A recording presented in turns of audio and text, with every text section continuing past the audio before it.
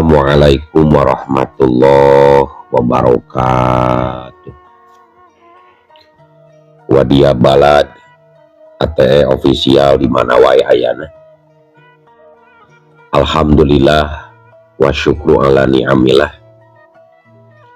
Kalawan diwuwuh ku qabul anu maha agung, dibarengan ku pangijabah anu maha kawasa, diiring ku kadedeh kanya Gusti anu maha suci, kurang ayeuna dugi kadangat ayeuna masih keneh tiasa ditepang dangukeun deui dina acara anu matuh kamemet urang sadayana. Nyatana dina pagelaran dongeng Sunda jejer carita Duriat ti alam gaib.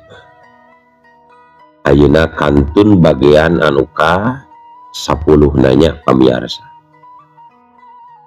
Ieu dongeng mangrupikeun buah karyana Kang Ian Aditya ti Palihan Ciamis. Kang Ian ngahaturkeun rewu nuhun laksaketi kabingahan, rehna parantos ngintunkeun naskah sakaligus ngawidian mamang kangge medar ieu dongeng dina channel ATE official. Atuh sumangga kanu teu acan subscribe geura subscribe heula, ngarah langkung pogot sareng langkung semangat deui ka si mamangna dina enggoning medar ieu dongeng. Ning hilap di like di komennya nu saseur-seur lainna naon mamang masok bingah kitu nya upami maosan komentar-komentar ti para wargi sadayana. Kalintang bingahna deui upami mah link video mamang ieu dipanggeserkeun atanapi dipangbagikeun gitu. Seueur lah media sosial anu tiasa diangge nge-share atanapi ngabagikeun link video mamang. Atuh ngarah teu nyangkolong tingkana waktos sumangga ayeuna mah urang lajengkeun deui dongeng Duriat ti alam gaib bagian anu ka 10 na. Kumaha salajengna? Sor cikopina, betot simbutna, pagan heula tali kolorna, bisi morosot, merezel, morozol, uzel-uzelan di tengah zalan. Tumpak dung dung tes.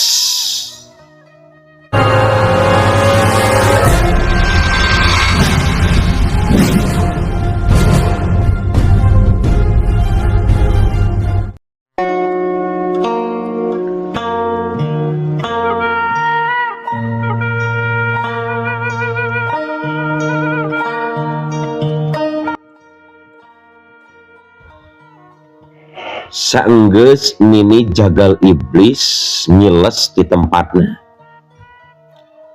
harita Ki Jantra ngangkat dua leungeunna terus disilangkeun luhureun dada. Rakatak rakatak rakatak tak tak tak tak tak tak tak tak tak tak tak tak tak tak tak tak. Kadenge suara urat-urat penting pating rakatak dibarengan kedua dampal leungeunna diangkat deui ka luhur. Riang riang riang bumi alam ngariang tarik pisan.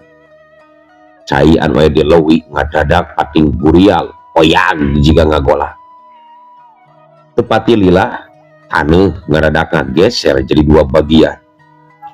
Anu balukarna tatangkalan anu aya di sabudareun eta patempatan asaradot ke bawah asup ka jero.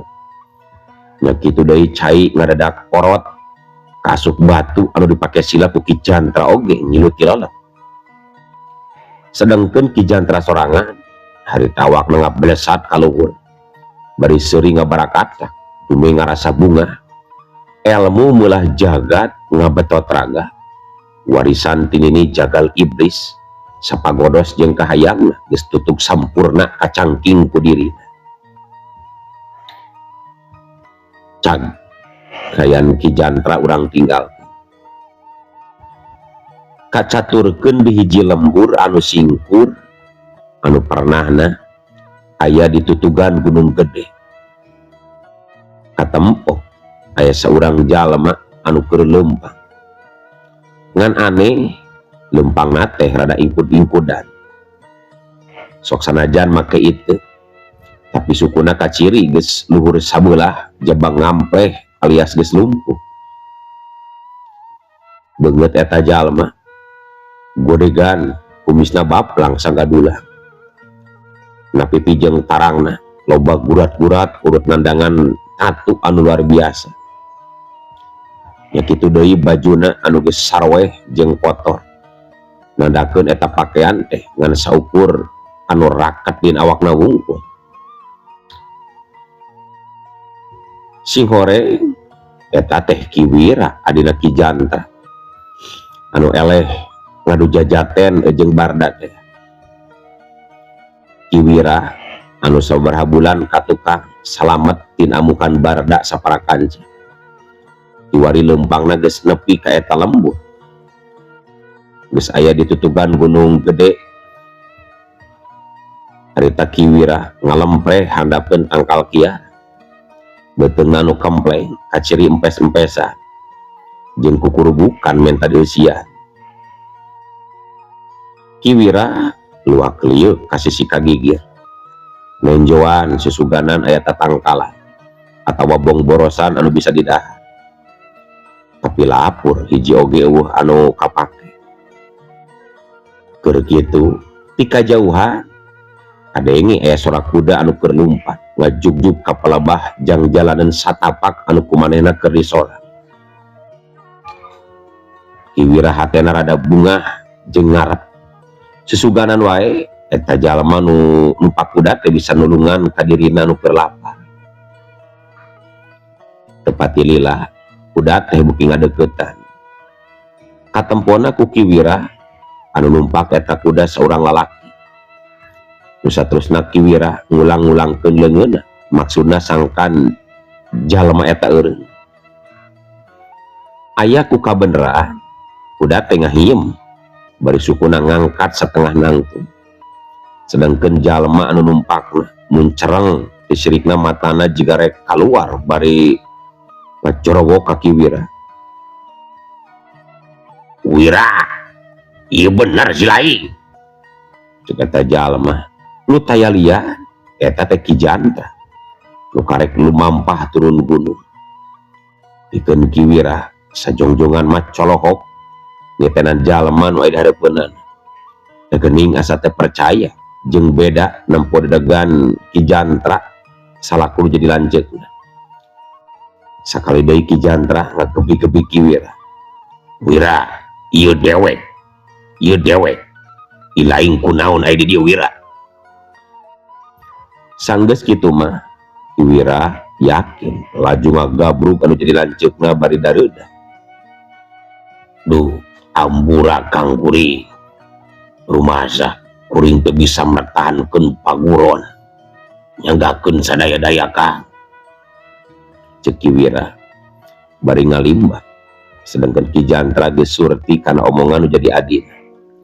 Gancang manehna ngalalem, "Wira, keun wae ulah jadi pikiran paguron, anu penting ilaing salamet.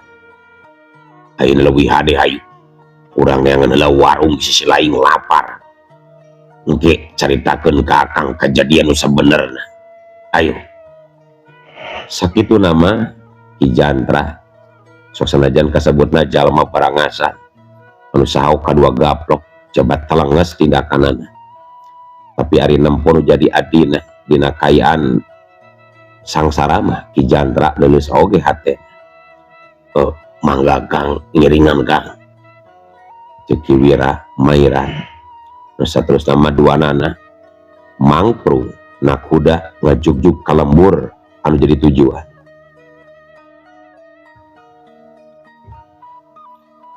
Ganjangna carita antara Kiwira jeung Ki Jantra.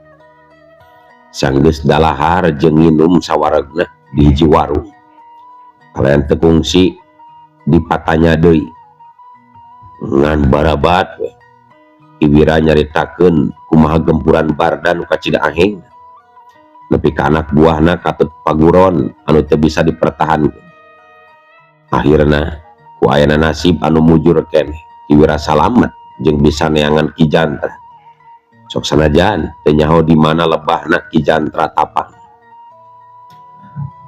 Ngabandungan guaran caritaan ti Ki Wira untuk Ki Jantra katempo kekerot.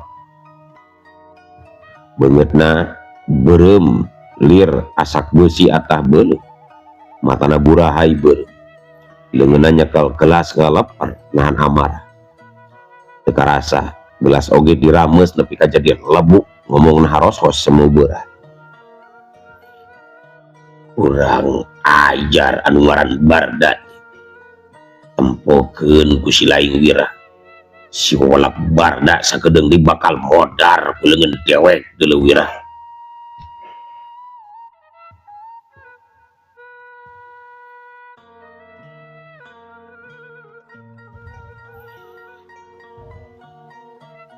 Itu kayaan Ki Wira jeung Ki Jantra waktu harita. Ngendek sawatara waktu kaeta warung di luar kaciri aya sabaraha urang prajurit anu ngawal saurang demah. Katempuna prajurit teh asalna ti tanah Jawa.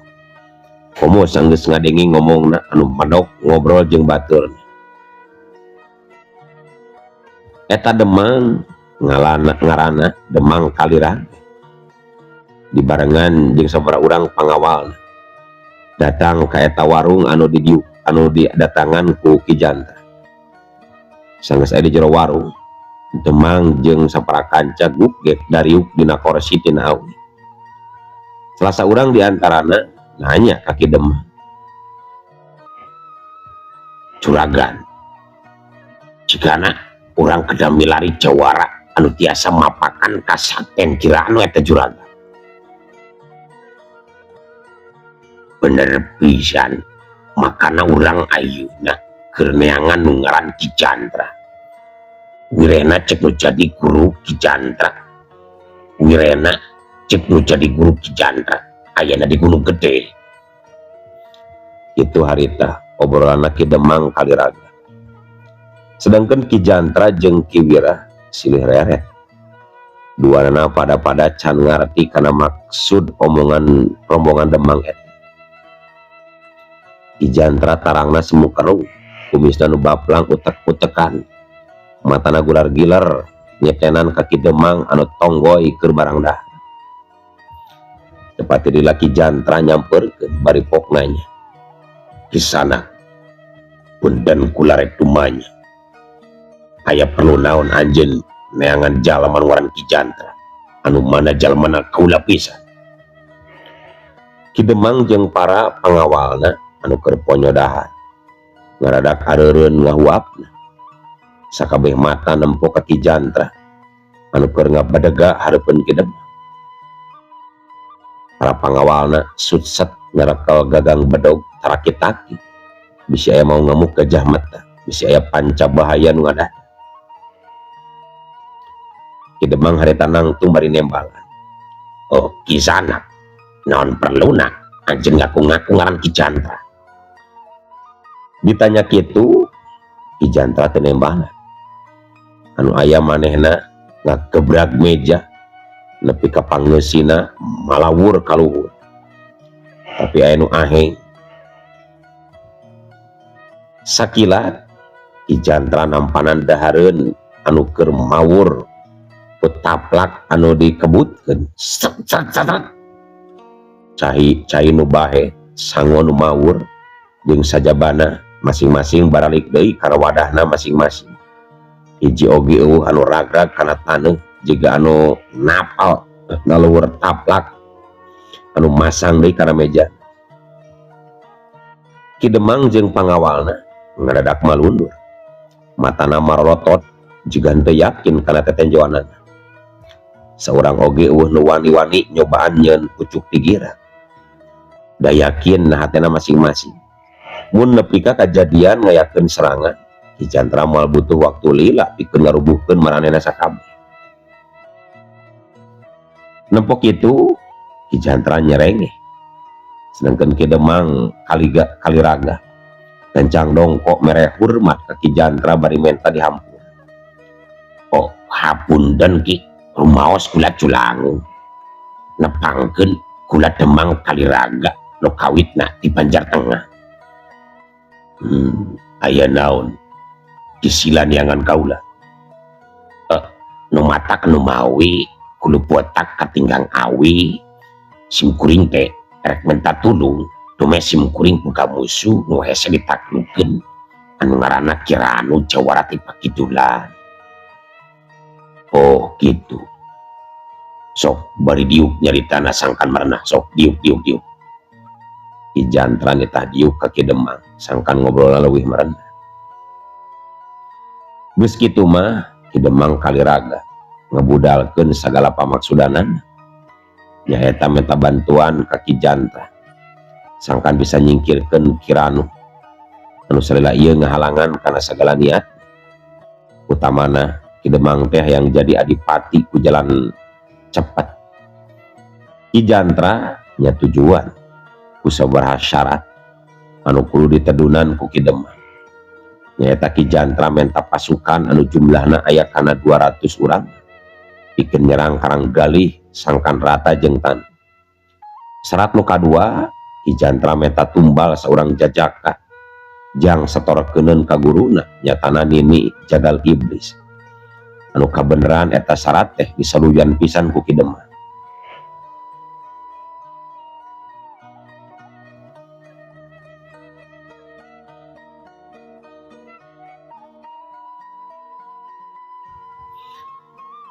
Saenggeus nyaluyuan kana naon rupa anu dipenta ku Ki Jantra, Demang Kaliraga laju ngagedik balik deui ka Banjar Tengah. Anu maksudna mah rek nyiapkeun bala bantuan atawa pasukan pikeun nyerang ka Karanggalih. Sedangkeun Ki Jantra ngutus Ki Wira sangkan balik ti heula pikeun ngitenan kana kayaan sabudreun lembur Karanggalih anu kiwari geus bisa direbut deui ku Barda. Harita Ki Jantra sorangan lumampah ka Widularang anu pamaksudanana rek nepungan heula wadana sastra minangka patalukan baheula niatna rek menta upeti atawa anak wanojana anu ngaran Manika. Pasukan Demang Kaliraga anu ngalet ngeungkeuy ngabandalet ngembat-ngembat nyatang pina leumpangna turun gunung unggah pasir mapai-mapai jungkrang jeung mentas walungan Citarum. Demang Kaliraga anu jadi pamimpin pasukan ngarandag di hiji mumungga. Kabeneran harita panon poe geus nengok ngulon cahayana anu semu beureum sebagian kehalangan wacung kiringna gunung Cermai. Kacaturkeun kala serenggi anu keur nangtung di pucuk gunung. Matana awas nempo ka hiji pasukan anu keur hempak marbayaksa di hiji mumungga. Kalayan teu loba mikir panjang, kala serenggi ngablesat ka pelebah pasukan Demang Kaliraga. Anu maksudna rek mariksa misinya aya panca bahaya nu bakal tumiba ka nagarina. Tapi naon anu diharapkeun tetela beda jeung kanyataan. Kusabab kala serenggi meunang katerangan yen eta pasukan teh bakal nyerang ka Karanggalih. Dumasar kana katerangan eta kala serenggi gancang ngaluarkeun kaca benggala nu kamampuanana bisa nempo kanu jauh. Nu diteanganana nyaeta Barda anu keur aya di nageri Sabah pikeun laporan. Kalayan teh talangke deui kala serenggi langsung ngabiur ngajugjug ka nagarana pikeun nepungan Barda nyaeta ka nageri Sabah nagerina Nyimas Banwati.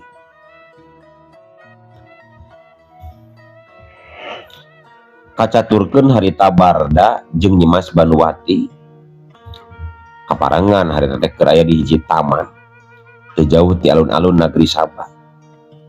Leungeun Barda nuyun leungeun Nyimas Banwati anu dituyuna meuni geugeut muntang semu lengket Maklum Nyimas Banuwati keur aya dina sagara katresna. Harita Barda ngawitian nyarita, "Nyai, akang teh ayeuna mah geus regreh. Wirehna salira tos tiasa damang deui sapertos biasa." Sedengkeun Nyimas Banuwati anu diajak ngobrolna antang we netep Barda meuni imeuh. Amunteun anu geulis cahayaan meuni asa endah ka cirina. Dina bibirna nu ipis kaluar imut kareu. Barda gancang ngusapkeun dampaleungeunna kana rarai Nyimas Banuwati bari nanya deui, "Kunaon Nyimas ningal wae kitu ka akang? Akang mah asa ruas bisi Nyimas kasurupan." Cek Barda bari seuri lucu ningali kaayaan Nyimas Banuwati. Pikeun Nyimas Banuwati diheureuyan kitu teu tepasini deui ngan cratit we nyeuit beuteung Barda anu langsung gugurgugan bari ampun-ampunan. Sirah Nyimas Banuwati nyelendek kana dada Barda, "Kang, kunaon kitu? Ami abdi tos sehat deui. Akang bade teras uih deui." Sanes Nyimas akang ngaros bingah we ningalna. "Moal boa akang mah gaduh deui. Bari enjan pangintennya." Cek Nyimas Banuwati kitu teh bari ngagebig-gebig leungeun Barda. Sedangkeun sirahna mah angger diteuleumkeun kana rangkulan Barda. Hate Barda rada ngarenjak ku aya Nyimas Banuwati nyarita kitu. Dirina rada sieun katohian bisinya kajadian peuting harita jeung nyiratih kanyahoan ku Nyimas Banuwati.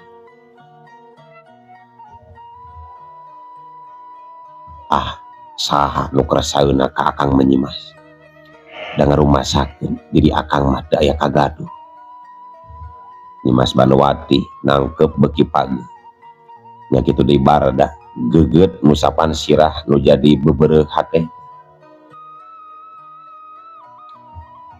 Kacaturkeun ngabiurna kelas Renggi geus nepi ka taman Puri Kancana anu aya di nagri Saba, tempatna Barda paduduan jeung Nyimas Banuwati. Kelas Renggi rada bingung kumaha carana sangkan teu ngaganggu Barda. Dasar siluman anu bisa mancala putra mancala putri. Kelas Renggi teu eleh akal, manehna ngakibrikeun awakna salin rupa jadi manuk Japati. Nu saterusna hiber ka hareupeun Barda jeung Nyimas Banuwati. Kelas Renggi heuntreub dina dahan nembongkeun kembang rosbeur. Beuheungna unggut-unggutan, jangjangna ngahaja dibeberekeun. Bari dikipas-kipaskeun ka luhur ka handap jiga nu ngagupayan ka Barda.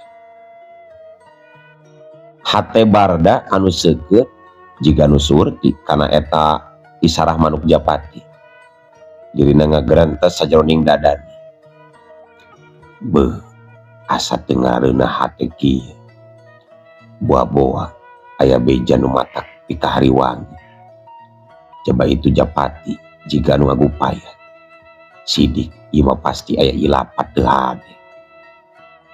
Barda gancang nangtung. Sanggeus mere alesan ka Nyimas Banuwati rek ngewak Japati anu hiber ka tukangan rungkun kembang kertas. Harita Barda cengkat.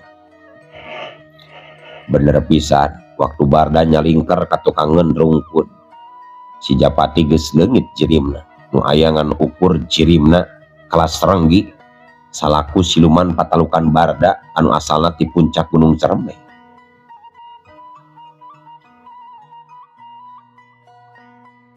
Sanggeus mastikeun kayaan aman, Barda gancang nyamperkeun ka kelas Renggi anu nangtung teu jauh ti hareupeunana.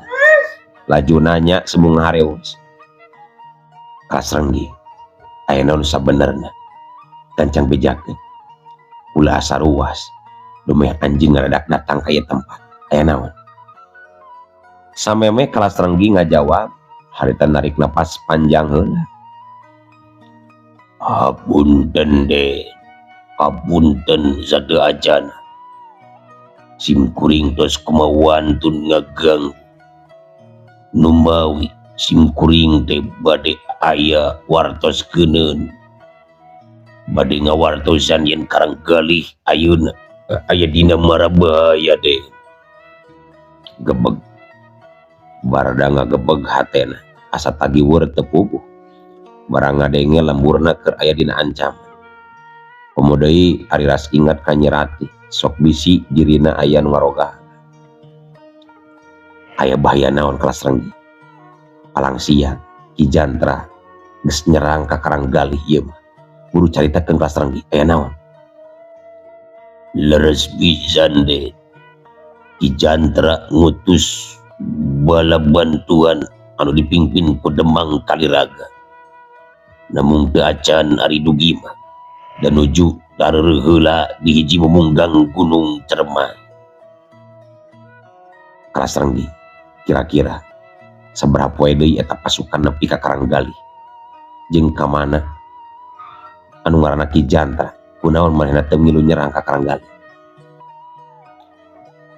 kirang langkung kana sadintenan deui dugi ka Karanggalih sareng numutkeun katerangan mah Ki Jantra nuju ka Widularang heula nempangan wedana sastra saranggi wayahna kula rek merdih deui tanaga ka anjeun sateka pola anjeun tahan pasukan Demang Kaliraga sangkan teu nepi ka Karanggalih keun masalah Ki Jantra kula anu bakal nyangareupanan samemehna kula bakal nepungan heula kala genggong anu keur ngajagaan di lembur Karanggalih sangkan nyiapkeun wadia baladna mangga deh bangga simkuring bakal ngalaksanakeun keun wae lah bercantenkeun ka kuring teu kenging dianggo hariwang masalah pasukan Demang Kaliraga mah simkuring bakal ngerakeun pasukan ti alam gaib moal teu ngajarongkeng babaiki ta pasukan ki Demang Raga teh nuhun kelas renggi nuhun bakti anjeun katarima pisan ku kaula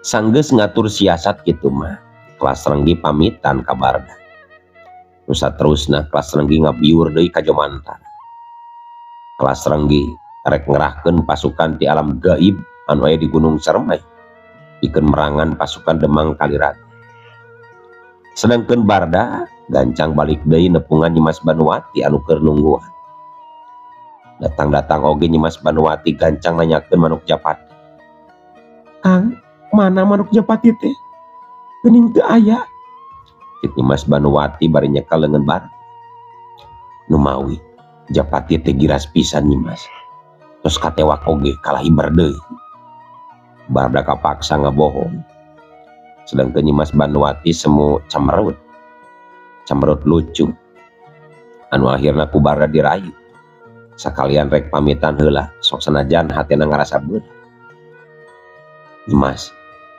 akang aya carios keuneun saalit tapi wayahna teu kenging bendunya mangga bade nyarios naon kitu Kang wios da abdina oge tos sehat deui ieu ayeuna mah asal teu kenging lami teuing we Nyi Mas Banuwati nyaritana semu alum jiga nu geus surti kana eusi hate Barda anu bakal ninggalkeun deui diri pikeun Barda barang Nyi Mas Banuwati nyaurna kitu nah hatena timbul rasa henteu tega tapi dalah dikumaha da ieu mah komo nyangkut kana kasalamatan sararea nya kapaksa Barda ngedalkeun pamaksudanan Nyi Mas hapunten akang teh sanes tega tapi dina danget ieu akang gaduh pasualan anu kedah enggal-enggal direngsekkeun sangkan kapayuna tiasa lungsur langsa mangga Kang abdi mah teu woleh ngaduakeun supados akang dina kasalametan sanggeus kitu mah eta dua insan teh baralik ka tempatna Kiai Nur Alif anu jadi ramana Nyi Mas Banuwati sakalian Barda amit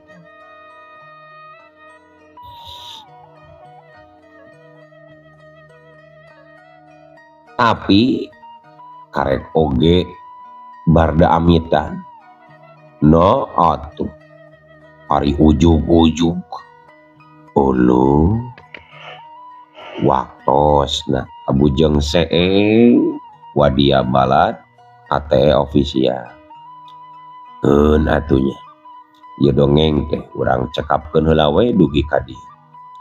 Insyaallah enjing pageto baris dilajengkeun deui. Atuh kukitu kukieuna mamang sajamit mungkur amit mundur dipayuneun para wargi sadayana. Ayo Assalamualaikum warahmatullahi wabarakatuh.